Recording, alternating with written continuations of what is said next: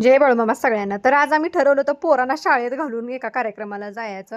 कारण कार्यक्रम काय असा मोठा नव्हता. डोहाळे जेवणाचा कार्यक्रम होता आणि डोहाळे जेवणाचा कार्यक्रम काय एका तासात उरकणार होता. त्याच्यामुळे म्हणलं पोरांना शाळेत सोडायचं आणि लगेच जाऊन कार्यक्रमासनं यायचं. पण मी ठरवलेली एखादी गोष्ट कधी पूर्ण झाली असं कधीच होत नाही. कारण आम्हाला ज्या टायमिंगला कार्यक्रमाला जायचं होतं त्याच टायमिंगमध्ये बरोबर जानूचा शाळा सुटणार होती.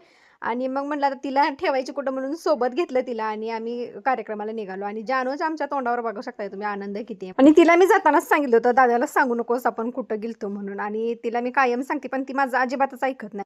आणि तिथं पोचल्यानंतर बाहेर अशी मस्त रांगोळी काढली होती. यांना म्हणलं पुढं बघून या, नाही तर रांगोळीचा पूर्ण कुस्करा करून ठेव. चला म्हणलं त्यांची मेहनत सगळी पाण्यात जाईल. म्हणलं एवढी भारी रांगोळी काढली होती ना, बोलायचं काम नाही.